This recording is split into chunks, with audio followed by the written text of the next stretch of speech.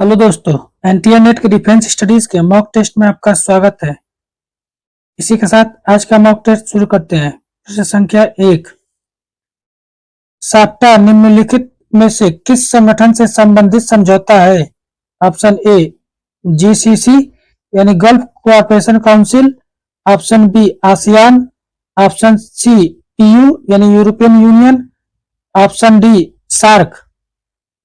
तो इसका सही आंसर हो जाएगा आपका ऑप्शन डी, सार्क से संबंधित है साप्टा। और सार्क का फुल फॉर्म क्या है, पूरा रूप? तो इसका पूरा रूप है दक्षिण एशियाई क्षेत्रीय सहयोग संगठन।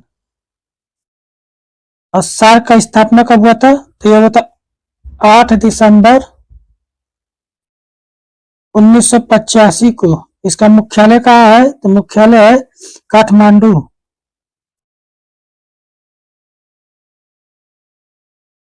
नेपाल की राजधानी काठमांडू में इसका मुख्यालय है। सार्क में कितने देश हैं? तो सार्क में है आपके 8 देश। सदस्य देशों की संख्या कितनी है? तो 8। नवीनतम देश कौन सा देश सार्क में सदस्य लिया था? तो यह अफगानिस्तान। अफगानिस्तान ने सदस्यता लिया था, नवीनतम देश है। उसके बाद अभी तक किसी ने नहीं लिया है।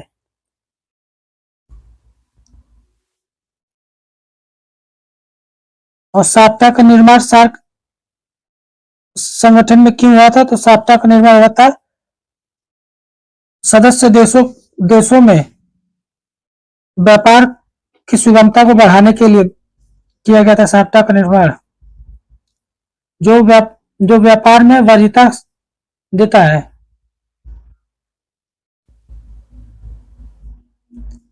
क्वेश्चन नंबर 2, भारत के मल्टी बैरल रॉकेट लॉन्चर को किस नाम से जाना जाता है? Option A Bhishma, option B Pinaka, option C BrahMos या ऑप्शन डी निर्भय। तो इसका सही आंसर हो जाएगा आपका दो का सही आंसर हो जाएगा आपका बी पिनाका। पिनाका को मल्टी बैरल रॉकेट लॉन्चर के नाम से जाना जाता है।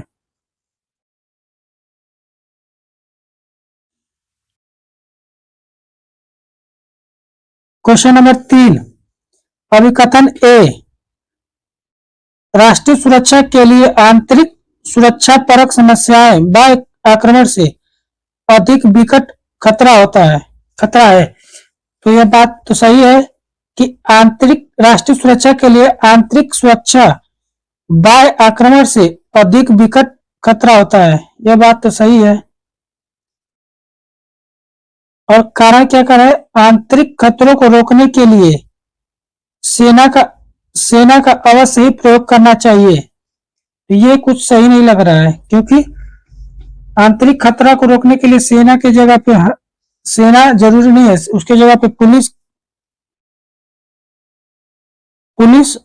और अर्धसैनिक बलों का प्रयोग किया जा सकता है।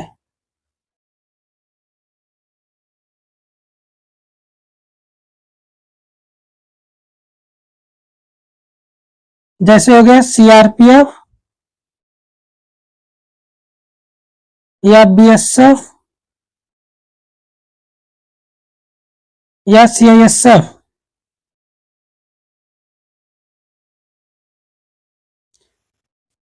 जैसे सेनाओं का आंतरिक खतरों के रूप में प्रयोग किया जाता है, आंतरिक खतरों के रोकने के लिए।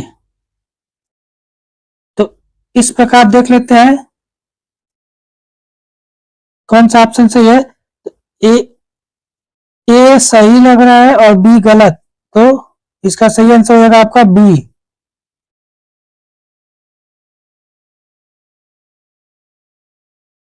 क्वेश्चन नंबर 4, शक्ति बंदूक की नली से निकलती है, यह कथन किसका है? Option A Hitler, option B Mussolini, option C Saddam Hussein या ऑप्शन डी माओ से तुंग। तो इसका सही आंसर हो जाएगा आपका 4 का क्या होगा? 4 का डी। इसका सही आंसर हो जाएगा 4 का डी। शक्ति बंदूक की नली से निकलती है। यह किसका कथन है? तो माओ से तुंग का कथन है, शक्ति बंदूक के नली से निकलती है। Question number 5, end of history पुस्तक का लेखक कौन है? Option A Ramachandra Guha, option B Robert Cox, या ऑप्शन सी सैमुअल हंटिंगटन, या ऑप्शन डी फ्रांसिस फुकुयामा। तो इसका सही आंसर हो जाएगा आपका option D, end of end of history पुस्तक के लेखक कौन है? तो Francis Fukuyama.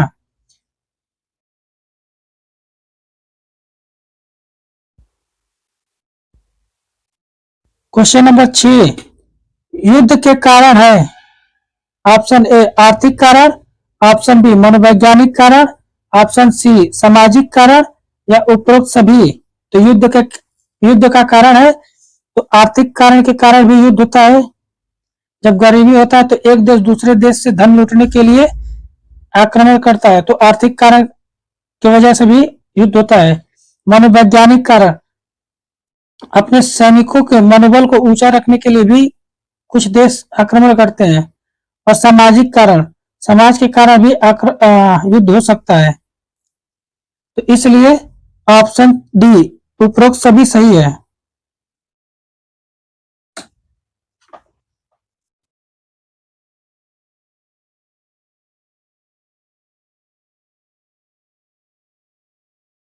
Question number 7, LTTE का पूर्ण रूप है, यानी लिट्टे का पूर्ण रूप है?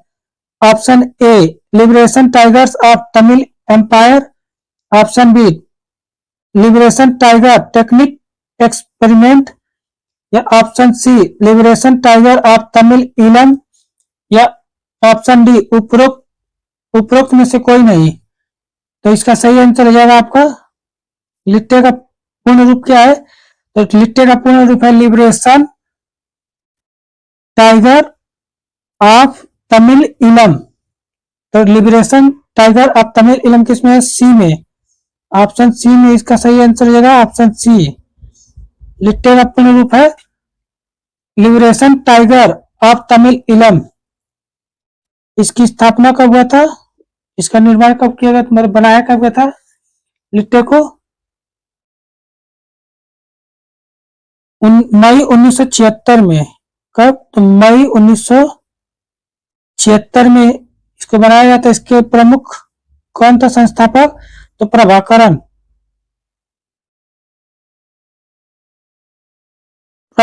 था।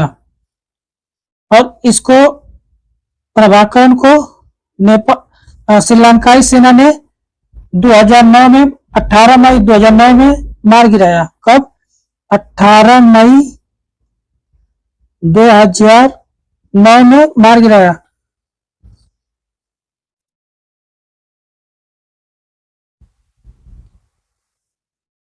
क्वेश्चन 8, वह संयुक्त राष्ट्र महासचिव जिसने एन एजेंडा फॉर पीस का विचार प्रस्तुत किया?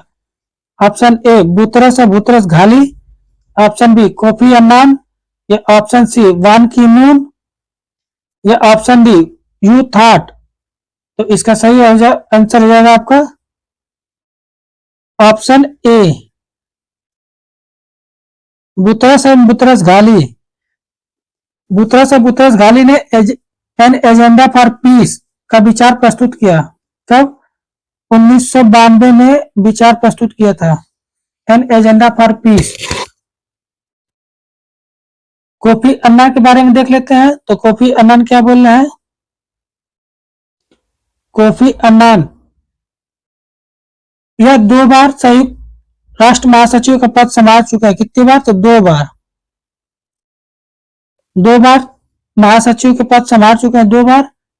और कब से कब तक? तो 1 जनवरी 1997 से 31 दिसंबर 2006 तक।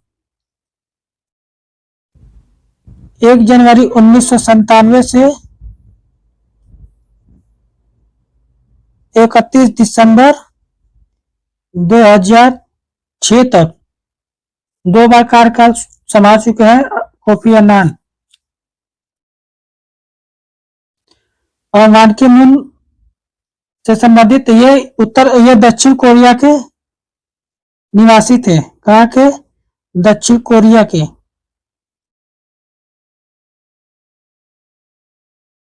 और यह 8वें महासचिव बने। 8वें महासचिव के रूप में पद संभाला।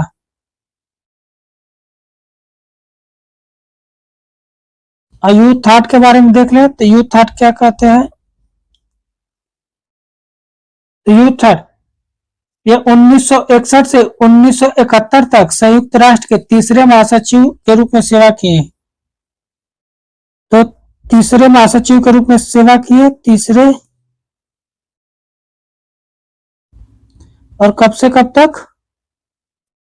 1961 से 1971 तक। और इनकी उपलब्धि क्या थी? तो क्यूबाई मिसाइल संकट के दौरान कैनेडी और निकिता क्रुश्चेव के बीच वार्ता कराया। कब? क्यूबाई मिसाइल संकट के दौरान। मिसाइल संकट के दौरान शीत युद्ध काल में क्यूबाई मिसाइल संकट का दौर घटना घटी थी, जिसमें अमेरिका के राष्ट्रपति कैनेडी और यूएसएसआर यानी सोवियत संघ के राष्ट्रपति निकिता क्रुश्चेव के बीच वार्ता कराकर मिसाइल संकट को खत्म कराया था। इसने यूथ थाट द्वारा।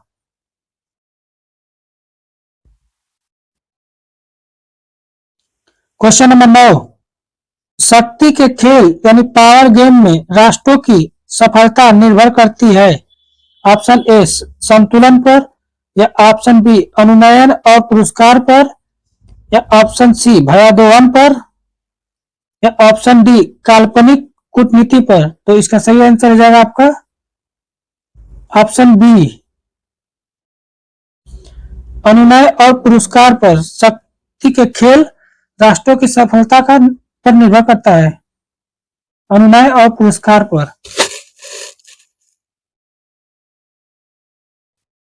क्वेश्चन नंबर 10, अंतर्राष्ट्रीय अहिंसा दिवस कब मनाया जाता है? ऑप्शन ए 2 अक्टूबर को, ऑप्शन बी 10 दिसंबर को, ऑप्शन सी 24 नवंबर को, या ऑप्शन डी 30 जनवरी को। तो इसका सही आंसर हो जाएगा आपका अंतर्राष्ट्रीय अहिंसा दिवस मनाया जाता है 2 अक्टूबर को, ऑप्शन ए। और 10 दिसंबर को क्या मनाया जाता है? तो 10 दिसंबर को मनाया जाता है अंतर्राष्ट्रीय मानवाधिकार दिवस।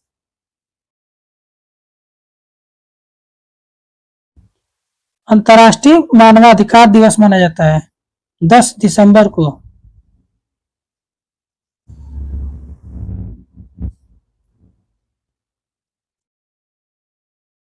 क्वेश्चन नंबर 11, राष्ट्रीय आत्मनिर्णय के सिद्धांत की परिकल्पना किसने की थी? Option A Woodrow Wilson, option B कैथेन बोर्डिंग, या ऑप्शन सी आइजनहावर, या ऑप्शन डी मैकडोनाल्ड। तो इसका सही आंसर हो जाएगा आपका option A Woodrow Wilson. Option A Woodrow Wilson. राष्ट्रीय आत्मनिर्णय के सिद्धांत की परिकल्पना किसने की? तो यह है वुड्रो विल्सन।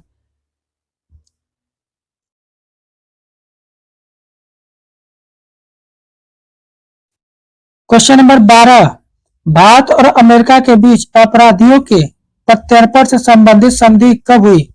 ऑप्शन ए 24 जनवरी 2003 को, ऑप्शन बी 25 जून 1997 को, ऑप्शन सी 1 जुलाई 2001 को, या ऑप्शन डी 22 जून 1999 को।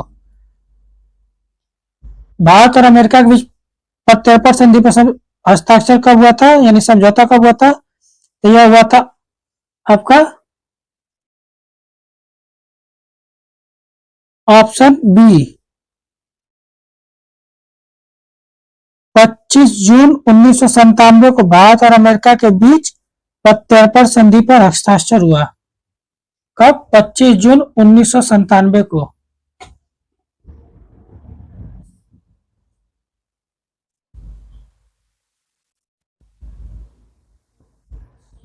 और 24 जनवरी 2003 को देख लेते हैं क्या हुआ था। तो 24 जनवरी 2003 को भारत और अमेरिका के बीच, भारत और फ्रांस के बीच प्रत्यर्पण संधि पर हस्ताक्षर हुआ। कब? किसके बीच? भारत और फ्रांस, भारत और फ्रांस के बीच प्रत्यर्पण संधि पर हस्ताक्षर हुआ। अमेरिका के बारे में देख लेते हैं, भारत अमेरिका के बीच की संधियां। भारत और यूएसए के बीच की संधियां देख लें तो कोमकासा पर हस्ताक्षर कब हुआ था? तो 6 सितंबर 2018 को। कौन सी संधि है? कोमकासा, कोमकासा।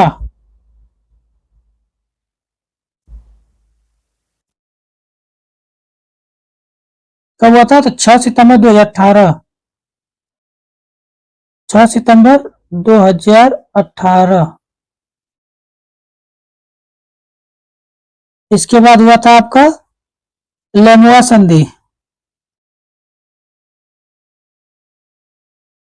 लेमुआ की संधि कब हुआ था? तो यह हुआ था 2016 में। और गैसमुआ का संधि 2006 में हुआ था।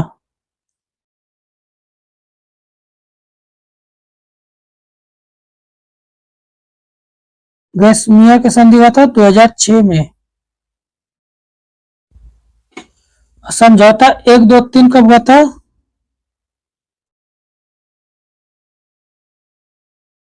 समझौता 1, 2, 3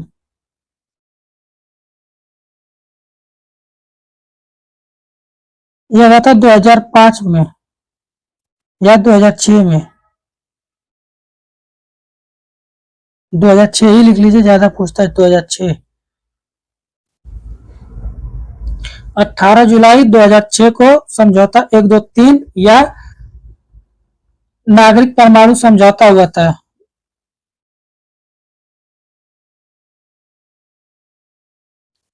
क्वेश्चन नंबर 13, पैरा कमांडोज और मार्कोस भारत ने किराए के तमिल राष्ट्रवादी सैनिकों को मालदीव में सत्ता परिवर्तन से रोकने के लिए कौन सा ऑपरेशन चलाया?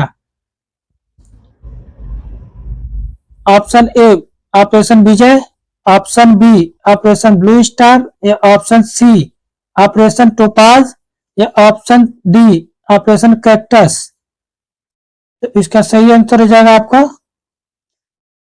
मालदीव में सत्ता परिवर्तन के लिए भारत ने कौन सा ऑपरेशन चलाया था? तो यह चलाता है आपका ऑप्शन डी,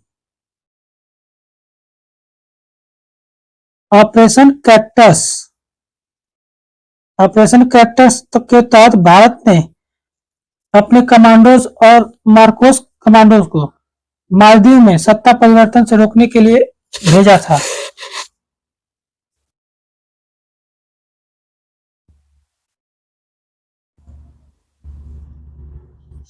ऑपरेशन विजय क्या है? तो ऑपरेशन विजय के बारे में देख ले तो ऑपरेशन विजय कारगिल युद्ध 1999 से संबंधित है।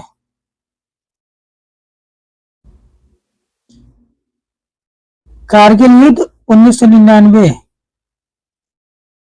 से संबंधित है आपका ऑपरेशन विजय। और ऑपरेशन ब्लू स्टार किस लिए संबंधित है? तो ऑपरेशन ब्लू स्टार स्वर्ण मंदिर में आतंकवादियों से निपटने के लिए चलाया जाता है। ऑपरेशन ब्लू स्टार 1984 में।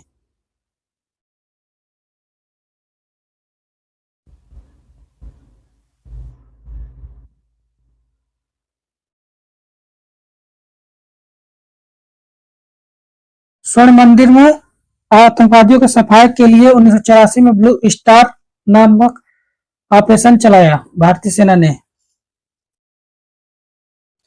और ऑपरेशन टोपाज क्या है? तो ऑपरेशन टोपाज ये 1987 में पाकिस्तान ने अपने आतंकवादियों को भारत में भेजने के लिए ऑपरेशन टोपाज चलाया। कौन? पाकिस्तान ने अपने आतंकवादियों को भारत में भेजने के लिए ऑपरेशन टोपाज चलाया। कब? 1987 में।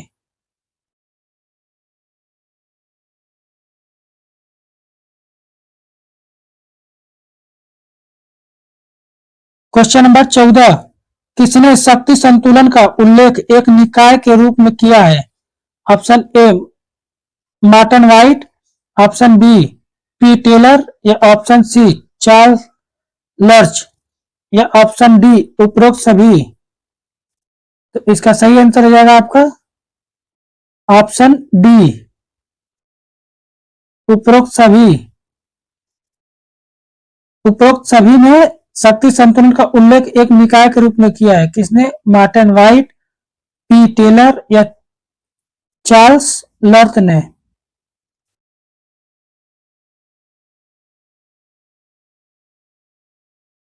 Question number 15, politics among nation पुस्तक के लेखक निम्न में से कौन है? ऑप्शन ए निकलसन, या ऑप्शन बी बेरी बुजान, या ऑप्शन सी मार्गनथाउ, या ऑप्शन डी क्विंसी राइट। तो इसका सही आंसर हो जाएगा आपका पॉलिटिक्स अमंग नेशन की पुस्तक के लेखक कौन है? तो ऑप्शन सी मार्गनथाउ की पुस्तक है पॉलिटिक्स अमंग नेशन।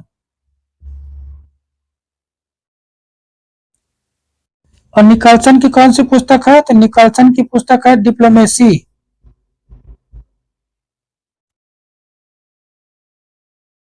डिप्लोमेसी पुस्तक किसकी है? तो निकलसन की है।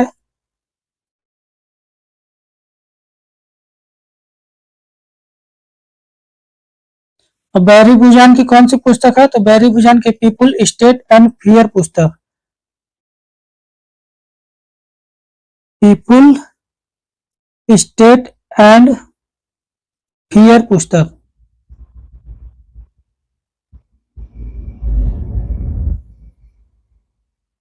एंड फियर पुस्तक किसकी है? तो बैरी बुजान की। और क्विंसी राइट की कौन सी पुस्तक है? तो a study of fire.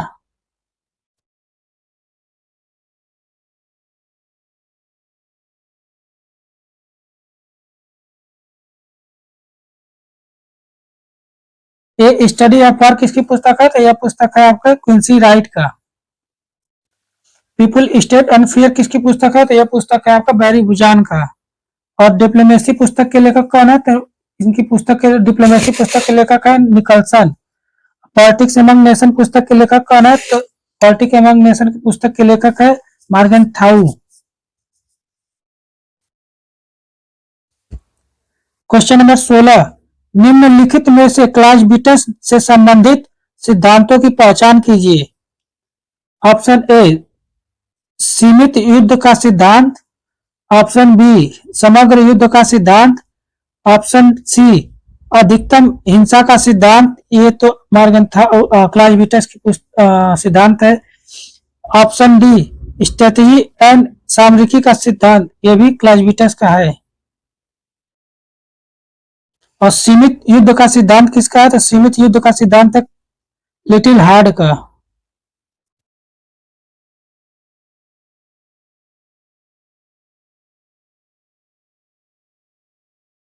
Little hard का है। समग्र युद्ध का सिद्धांत क्लाज़-विटस का है। तो इसलिए आप बी सी डी क्लाज़-विटस से संबंधित है। कौन सा? बी सी डी क्लाज़-विटस से संबंधित है। तो इसलिए इसका ऑप्शन हो जाएगा बी सी डी। तीसरे में है ऑप्शन 3 इसका सही आंसर हो जाएगा।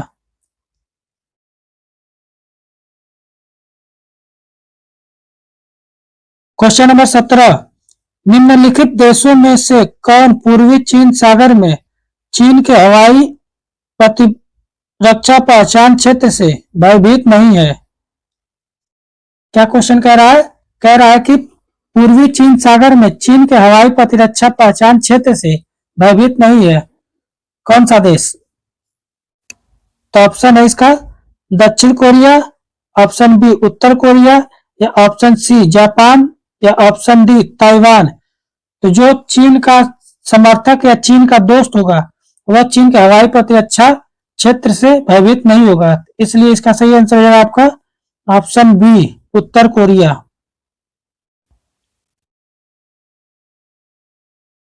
उत्तर कोरिया इसका सही आंसर हो जाएगा। दक्षिण कोरिया चीन से दुश्मनी लेता है, जापान भी चीन से दुश्मनी लेता है, और ताइवान चीन का दुश्मन है ही। इसलिए उत्तर कोरिया और चीन मित्रता वाले देश हैं।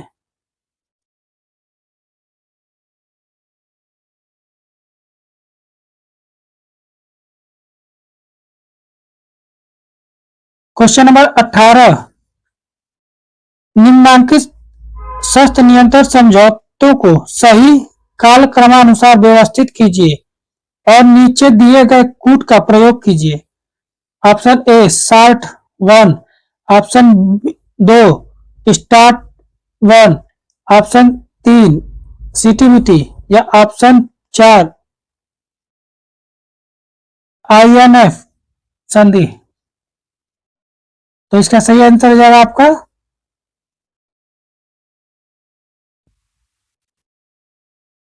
इसका सही आंसर हो जाएगा आपका option B.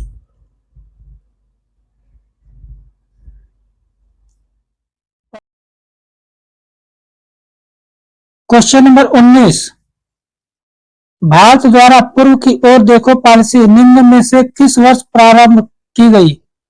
Option A 1989, option B 2014 या ऑप्शन सी 2016 या ऑप्शन डी 1991। तो इसका सही आंसर जाएगा आपका 1991। ऑप्शन डी इसका सही आंसर जाएगा। भारत की पूर्व की ओर देखो पॉलिसी किस वर्ष प्रारंभ होता है, यह हुआ था 1991 में।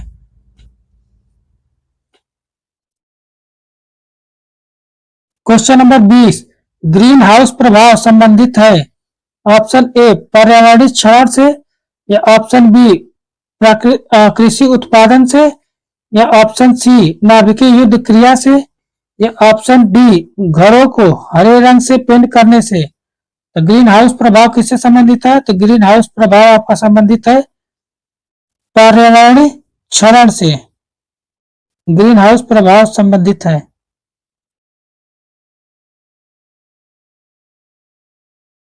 क्वेश्चन नंबर 21,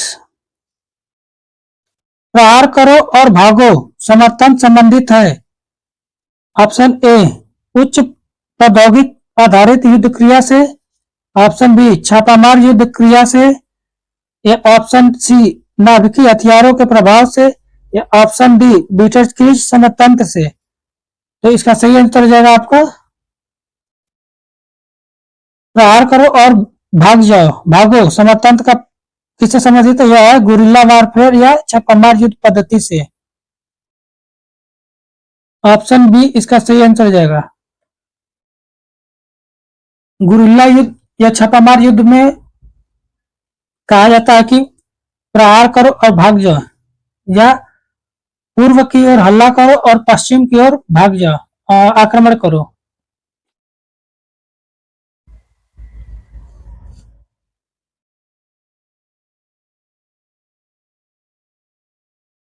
ब्लिट्जक्रीग समरतंत्र के बारे में देख रहे तो ब्लिट्जक्रीग समरतंत्र का प्रयोग जर्मनी ने द्वितीय विश्व युद्ध में किया था। कौन? जर्मनी ने द्वितीय विश्व युद्ध में किया था तथा संयुक्त रूप से जबरदस्त ताकत और तीव्र गति से हमला करना, यह ब्लिट्जक्रीग का उद्देश्य है। इसे क्या कहते हैं? इसे बिजली युद्ध भी कहते हैं। क्या कहते हैं? बिजली युद्ध, यानी बिजली की गति से युद्ध करना। इसमें सभी संसाधनों का प्रयोग करके एक साथ और तीव्र गति से प्रहार किया जाता है। उसी को ब्लिट्जक्रीग समरतंत्र कहा जाता है।